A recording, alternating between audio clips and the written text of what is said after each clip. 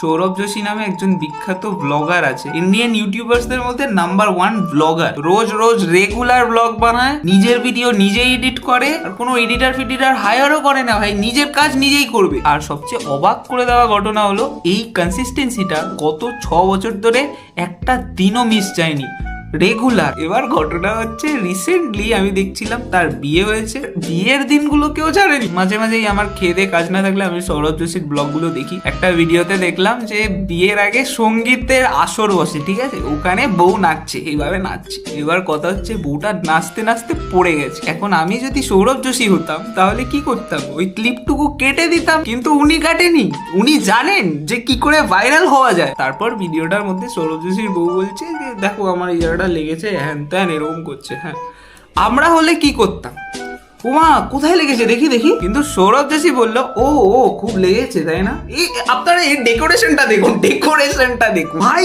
বিয়েটাকেও comedy বানিয়ে দিচ্ছে। আমি এতটা শিওর যে এটা ইন্টেনশনালি করা। এত বড় মানের একজন ইউটিউবার, সে জানে কিভাবে চর্চায় থাকতে হয়, তাহলে বউ মাটিতে পড়ে গেছে ওটাকে ভিউজ বানিয়ে দেবো ভাই, আলাদা লেভেলে। এগুলো খেলা ভাই, নাম্বারসের খেলা। But to be honest he is a very simple guy. কারণ কে কি ভাবলো, হ্যান হলো ত্যান হলে ওর কোনো যায় আসে না ভাই, ওর নিজের কাজ নিজেরটা করেই যাচ্ছে। লাইফে সাকসেস পেতে গেলে তোমায় এটাই করতে হবে, আর কিচ্ছু করার নেই। একটা জিনিস আমার খুব খারাপ লাগলো, মানুষ কালচারটাকে বলছে যে কি বাজে কালচার, হ্যান ত্যান, এখনো পুরোনো দিনের কালচার নিয়ম এখনো মানছে। সৌরভ যোশীর ফ্যামিলিকে উল্টো পাল্টা মন্তব্য করছে, এটা খুব খারাপ। এই বিষয়টা অ্যাজ এ অডিয়েন্স আমার খুব খারাপ লেগেছে, কারণ ওপেন প্ল্যাটফর্ম, যে যার মতো খুশি বলে দিয়ে চলে যাচ্ছে। কিন্তু ব্যাপারটা হচ্ছে আমার খারাপ লাগলে কি হবে, যাকে ট্রোল করছে সেই মাথা কামাচ্ছে না। ভিডিওতে আবার দেখছিলাম সৌরভ যোশী নাকি সব বড় বড় ইউটিউবার, ইনফ্লুয়েন্সার এদেরকে ইনভাইট করেছিল নিজের বিয়েতে আসার জন্য, কিন্তু অনেকেই যায়নি। চোখে দেখা 2 থেকে 3টে ইউটিউবার্সকেই দেখলাম। সৌরভ দা, আই এম ভেরি সরি, আমি